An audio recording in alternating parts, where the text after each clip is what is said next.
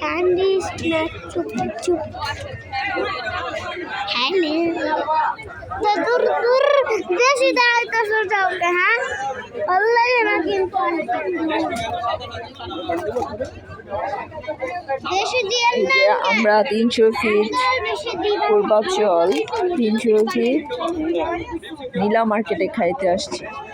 খাওয়ার জন্য সবাই অপেক্ষা করছি। খাবার এখনো আসে নাই।